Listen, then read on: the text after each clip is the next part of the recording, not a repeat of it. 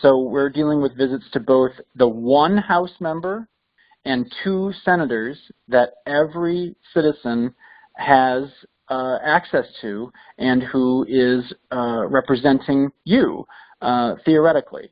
And as we like to point out in the introduction for our lobby day every year, while all of the injunctions towards courtesy and kindness are definitely very important, bear in mind that they work for you. They work for us. So you are their bosses, and what we are commencing now, the process that we're starting in outreach to your 1 representative and your 2 senators in advance of participation in the lobby day, is a courtesy about a visit from the boss, as it were. So you, while being courteous and while being direct and while communicating with great gentleness in your communication with office holders, even about the urgency of the C. diff epidemic, it's important to remember that you are their boss. So in advance of coming to Capitol Hill for the lobby day on Tuesday, April 9th, towards the conclusion of the Advocate Summit in Washington, D.C., we will conduct these visits during that day on Tuesday, April 9th. But as you get into the mindset, and we're going to shift ahead here to the slide just following the nice breakdown of the federal government that Christian has incorporated into the PowerPoint. You can see in that diagram the legislative, the executive, and the judicial branches. We were right there in the midst of all 3 of the key symbols of these different branches of the government during our visit to Washington, D.C. last year. We came right by the White House on our way up to Capitol Hill for our legislative visits, and our convening point was right near the Supreme Court building, sort of the capstone on that 3rd branch of government. But shifting into that right mindset, the next slide there, following the diagram, is just a reminder about that representation, how accountability and representation works, that we are the bosses of the lawmakers whom you're seeking out to visit, and that persistence, in addition to clarity and a sense of courtesy, are the styles of communication, the components of communication that really do get the best result.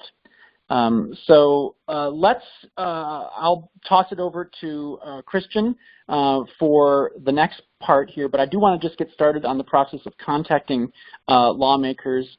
It is helpful for you to look up, Christian included the link in both the email and here in the PowerPoint, to find your 2 senators, if you do not already know them, and your 1 representative. The 1 single number that you can always reach all federal lawmakers through in their Washington offices.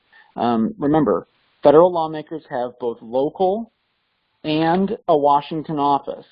Sometimes they have multiple local offices in or near your own city or in the state capitol, and they always can be reached in their Washington office through 1 single phone number. So it's helpful to have that direct phone number for your offices, but if you need to, you can always fall back on the Capitol switchboard number to reach your lawmakers in their Washington offices. So I'm going to toss it to Christian for the next pieces here about trying to identify a staff contact and how to make that appointment for April 9th.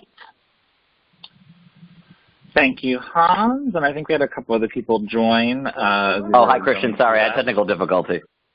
that is the aforementioned new advocate, Eric from Rhode Island. I was talking about you earlier, but I've sworn everyone to secrecy, so you'll never know what I was saying. No, I was talking about how we had looked at those stats for Rhode Island, and it was kind of scary. So before I go into the actual contact thing, I would just, one thing about the mindset that I want to keep, that I would like to underscore, is that we live in an era where the media in particular focuses really hard on partisanship. And there are definitely people that are elected who are hardcore partisans, but they, A, don't know what you are or who you voted for. And even if they did, they are still your representative once they hold that office. So, I've had people, I don't think anyone on this call, but I've had people say to me, well, I didn't vote for that person, so I don't feel comfortable going to them. That's not the point. The point is that once they hold that office, they are drawing a federal paycheck, and they are there to represent everybody who's in their district or in their state. And the other thing that I would say, just to manage expectations, and for those of you who were with us last year, it might not be quite so surprising, but you're more likely to actually meet with the representative if it's a House member versus a senator, just because the House member is dealing with a much smaller constituency. And if you are coming from a small state in terms of population or small district, those things help too. Whereas those of us from New York and California, it's unlikely. But that doesn't really matter because, as Han said, after you find your legislators, and I think it's a good idea to look at this stuff. There's certainly, you certainly can do your homework and try to, not just look up them in terms of contacting them, but, read up about them. What committees are they on? Just get a sense of them, especially if it's not somebody that you're terribly familiar with. When you contact your legislator, Kirsten Gillibrand's not going to answer the phone. Kamala Harris is not going to answer her phone, so you're going to talk to a staff member. And generally when we take these meetings, you will meet with staff. And that is a good thing because they actually do most of the work. And when you're dealing with something like health care or health policy, the people who work, particularly in the senators' offices, are usually people who are real experts in the field. So you're actually much more likely to have a staff person who deeply understands what we're doing than a legislator, unless it's really their personal bugaboo. So you can use the Common Cause, and you can look up your representatives by address. If you want to do a little extra additional homework, there's a website here that is a directory of all the House staff members. I'm trying to locate something similar for the Senate, but I haven't been able to find one yet, which, by the way, I find incredibly frustrating that there's not a website where we can go look up who works for senators when we pay their salaries. I feel like that should be something we can all find out easily. So don't bring that up when you meet with people, though.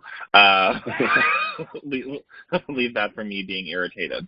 And ideally, if the person is in the Senate, they call it the Health Committee, which is the Health, Education, Labor, help me, Han, Health, Education, and Pensions Committee.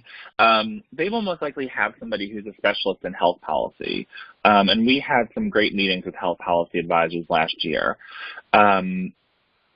So, that's one way. Again, if you find their website, you can find their DC number. That might save you a step if you're looking them up anyway. But as Han said, you can always call the Capitol switchboard, and they will put you right through. And the Capitol switchboard is a number that I actually have stored in my cell phone just for times when something happens and I'm irritated and I want to call them. Yeah. It's really a best practice. That should not just be a Christian good Boy Scout principle. All of us really should save the U.S. Capitol switchboard number in all of our phones. It really is that crucial and that indispensable of a number. And unfortunately, most states don't have a similar unified number for their state capitals and all legislators. So it really does make the U.S. Capitol switchboard number a unique asset for citizen accountability. Yeah, there's a podcast I listen to, and the two women on it, they constantly at the end of it, if there's anything controversial happening or a bill or anything, I was like, call the number 202-224-3121. Like they have that memorized. So any questions about just sort of finding the contact information, you know, anybody who runs into issues, you know, you can always call me or text me, but this should really be pretty easy for you guys. So any questions, or should we move on? Okay, cool. Hold on one second. Yes, she doesn't need to go out. No, sorry. Chris just walked in. He's asking me about the dog. This is what happens with the home office people. So making the call. So this is Betty Draper, who's my personal phone call icon from Mad Men. Could literally be a picture of me at 16 and I had the phone wrapped around me at all times. So the first thing is to get excited. You know, this is, you know, you're not calling to make a dentist appointment. You're calling to do something super cool. Remember your mindset, like you're not calling to ask permission to have a meeting. You're kind of calling to say, I'm going to be in town. I want to meet with you. That's something to keep in mind. And we will send out after this call, but we have a script that we did for you that you can use. And the script is pretty simple. It's basically you identify yourself. You say, you know, hi, my name is Christian Lillis.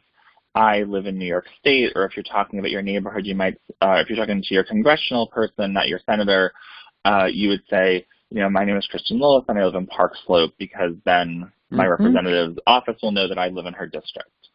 And that's the first thing I want to know is if you're a constituent. And you would say, I'm calling because I'm going to be in D.C. on Tuesday, April 9th as part of a National Lobby Day or National Hill Day for people with C. diff infections, and I would like to come and speak to, you know, the representative about this while I'm in town. Be super nice to the staff. I was a receptionist in an appointment schedule for a long time, and they can wreck you. If you're not nice to the staff, you're not getting an appointment. So be super nice. Leave your contact information. Get contact information.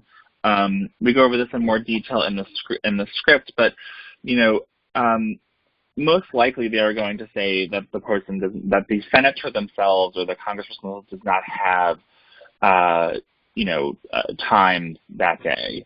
And that's fine. You say, well, I would like to meet with a staff person. That's fine too. The point is to get the visit and do the visit. Excuse me. And then last, I would say, if you're feeling nervous, practice in advance. You know, people see TED Talks and they think that, like, people get up and spontaneously sound amazing. And, while I personally do, most people have actually done the presentation. Not doing that great tonight, but but it is difficult to get up and speak extemporaneously for a lot of people. And the average TED Talk, by the time you see it, the person has given the presentation over 220 times. That's right. So that is like in their bones. You know, that's like a song they grew up loving. So it's perfectly normal to have a little bit of nervousness. Some people have phone phobia. You know, you just got to eat it for this one. But it's totally fine if you feel nervous. You can practice in advance. You can use the script. You can call me or Hans and practice on us. Yep, absolutely. Remember which coast we're on. Yep.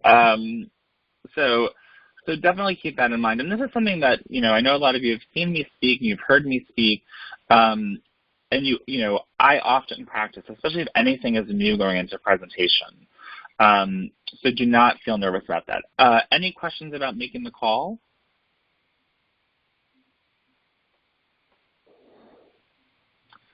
Cool. And so part of getting the contact information, and again, if they tell you you're going to meet with a staff member, ask for that staff member's information, their email address and direct line if you can get it. Because the next step is that you want to follow up to confirm. And we'll send a reminder out probably the beginning of the week before the summit.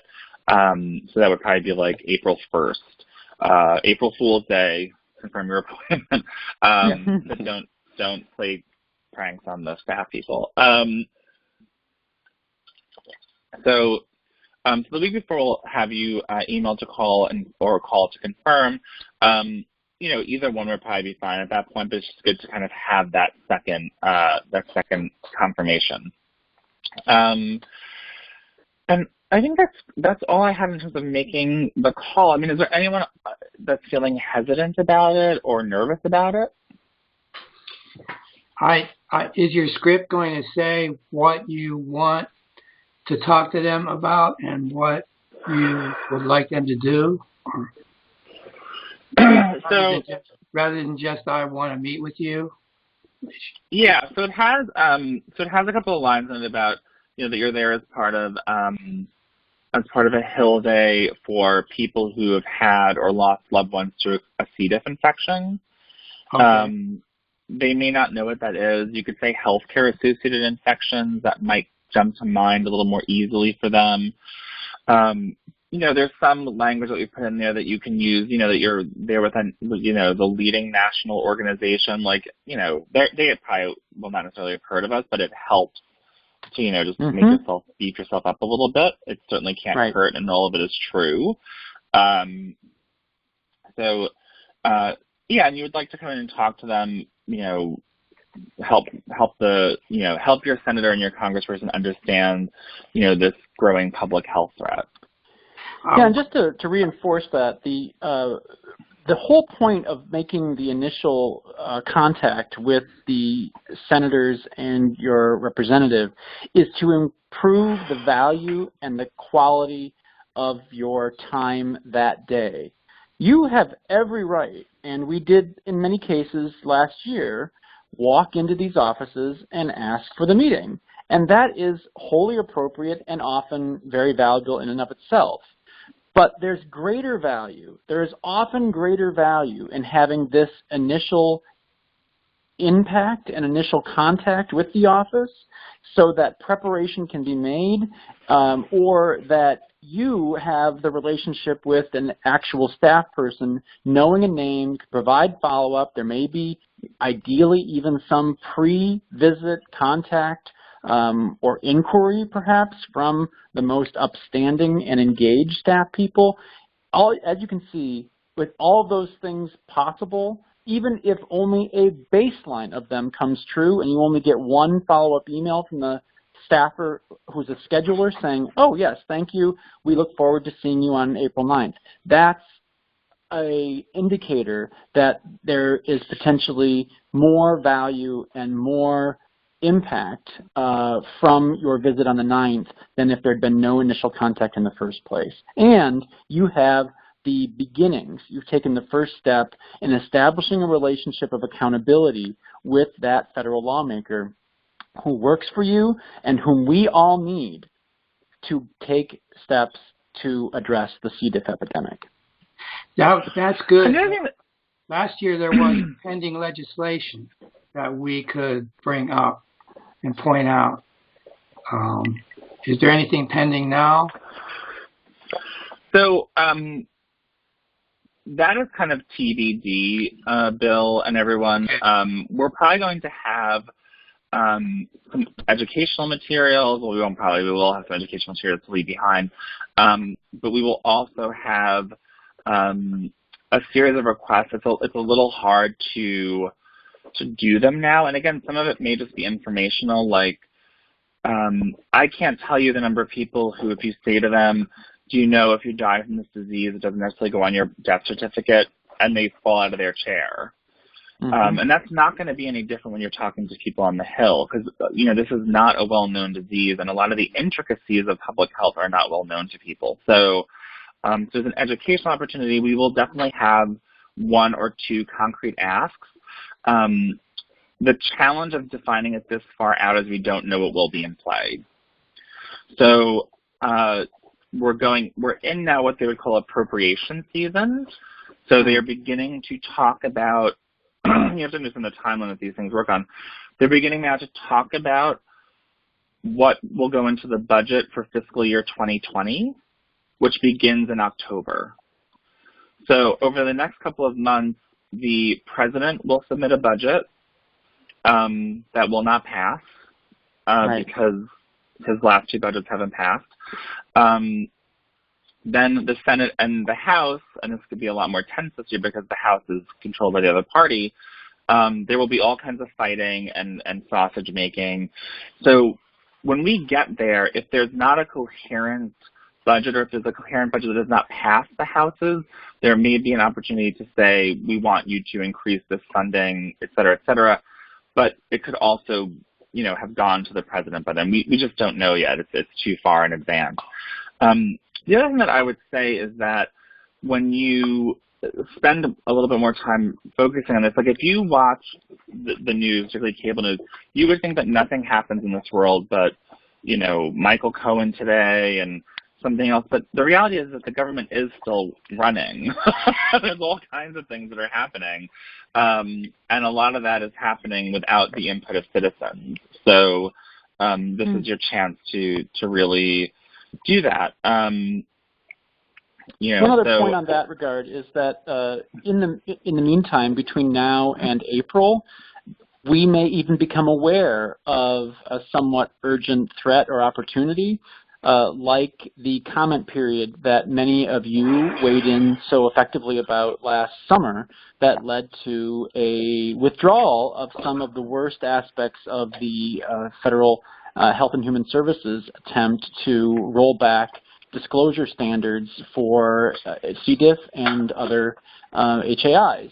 And now, with the prospect of some legislative pushback to any backward moves regarding disclosure in our federal health care, there may be some ask that could come up where we would be asking for legislative pushback on something somewhat regressive that we could incorporate into our legislative visits in April. So that's just one additional possibility that in some ways is built on the victory that you as advocates helped us win for the entire public health world last August. That's true. And for those of you who are newer or just refresh memories, there was a proposal put out by Health and Human Services, or specifically the Centers for Medicare and Medicaid, to basically, I can explain this simply. So there was a proposal to do away with a reporting requirement for a series of adverse events. And so an adverse event is anything that goes wrong while you're getting health care. And they were proposing to remove these reporting requirements, but while they are technically duplicative, they're using the same data, so it's not extra work for the hospitals or for the people that are reporting. And the argument was that they were duplicative because there was a feature in the Affordable Care Act that had a similar reporting standard. Now, at the time, if we can, go back in time to August, they were still an aggressive attempt to undo the Affordable Care Act. Yeah. So what we were deeply concerned with, and we had the victory in August, but the actual comment period was in May, so it's almost a year ago now. What we were deeply concerned about was that if we removed that reporting requirement and then the Congress at that point held by Republicans managed to take out the Affordable Care Act, that we would then have no reporting for C. diff, right. And other infections. And so we basically said, our comment that over 300 of you signed on to was basically saying, we don't trust that you don't do this. So there could be budgetary stuff. There could be, one of the things that we'll be talking about at the summit is what is the right policy agenda for C. diff. So we'll have a skeleton of that we might leave behind, or pick one or two issues to highlight. So I hope that answers your question. Does anybody else have any questions about that?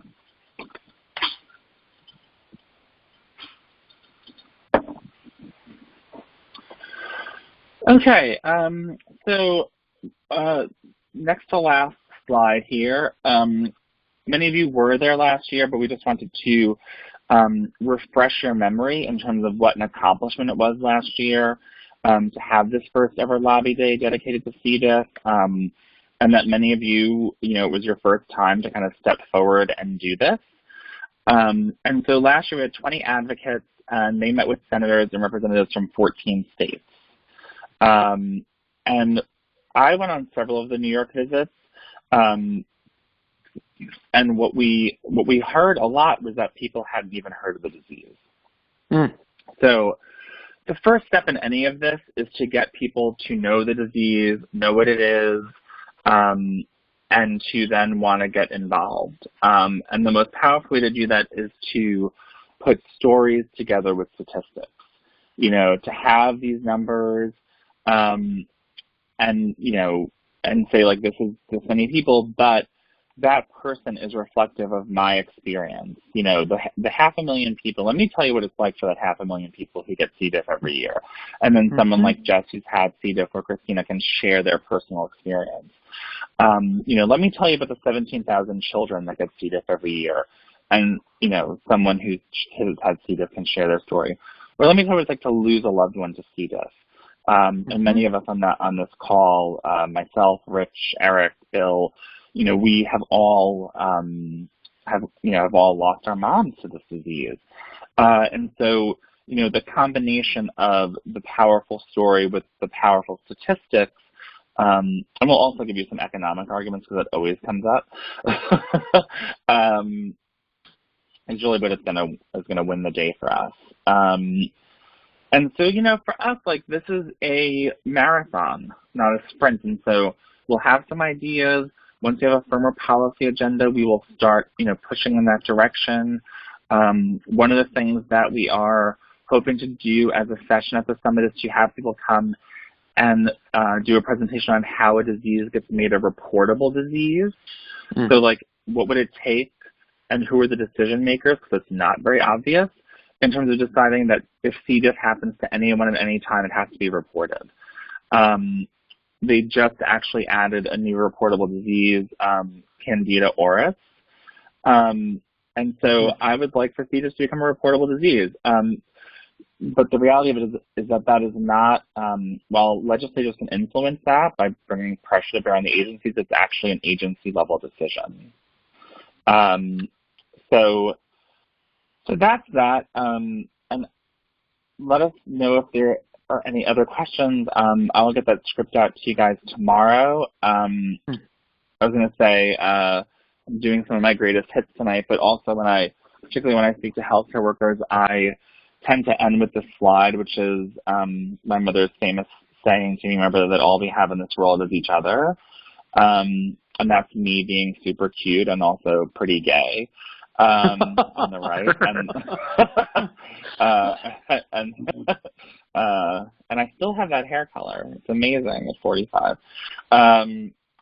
So I'm super excited to have not just the folks on this call, but probably about 8 to 10 other people who are not able to make this and who will be listening to the recording to be joining us in DC.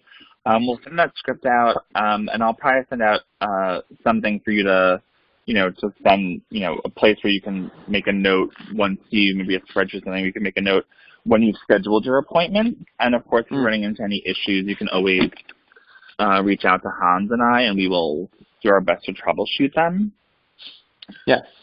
I just want to say, as Christian reinforced, a lot of the value of this important and legitimately history-making day is in putting a voice and a face on C. diff.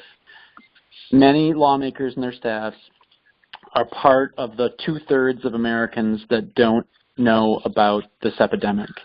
And this is why it's so important to have firsthand contact with constituents who are survivors and people who care deeply about the disease. It really is putting a voice and a face on the epidemic. And from that, all of our solidarity can have added impact when we are starting to educate the lawmakers and their staffs about the existence of this epidemic.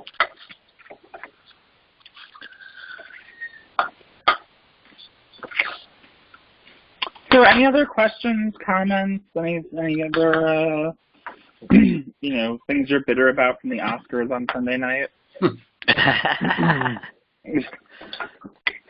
I was actually very happy that Olivia Colman won.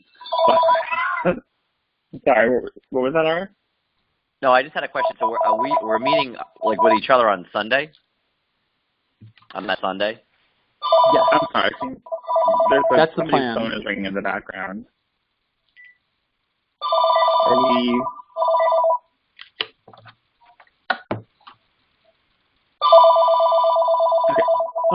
Someone's house phone is ringing. That's not fine. I can't stop it. Oh, it was yours? Yeah. You're fired. You kept quiet. So I'm sorry, Eric, I didn't hear your question, though. Hans did answer it. So we're meeting with each other on the Sunday before, correct, in Washington? Yeah. So folks will travel on Sunday, and we will have a welcome dinner in the same hotel. We don't have an exact time. It'll probably be around 6 o'clock, 6:30. Okay. And I think that was a really powerful part of last year was, when people got to meet each other and shake hands and hear each other's stories. And then Monday's the summit. We'll have dinner somewhere else, somewhere outside of the hotel, Sunday night just to hang. And then we will be going to the Hill. And if folks remember, we'll probably take a shuttle bus to the Hill from the hotel. Mm-hmm. We'll check out, get on the shuttle bus, and we'll have a space right next to the Capitol. Probably one of the churches that's nearby there will probably rent their basement, where you can leave your luggage to be kept safely and go and do your calls, and then come back and we'll work with folks in advance to figure out travel and stuff. The only thing I would say, before you contact your senators, let's do a check-in because some of you will be meeting, like Eric Mimnaugh is also coming from Rhode Island, so we should coordinate you guys reaching out and scheduling so you can go together. Okay. If you have 2 people, it's even better. And also we don't want, 4 people from California calling Diane Feinstein's office and setting up separate appointments for the same organization. That'll look sloppy. So give me till the weekend to coordinate that. But you can get started with your house numbers. Okay. Yep. Cool. All right. Well, thank you, everybody. Our Thai chicken is reheated now, so we're going to go eat dinner very late because it's New York. And we will talk to you all soon. Wonderful talking with Great. you all. Have a good Right. Thanks, Christian. Thanks, Hans. Thank you, guys. Yep. Bye-bye. Thanks, guys. Bye. Thank you.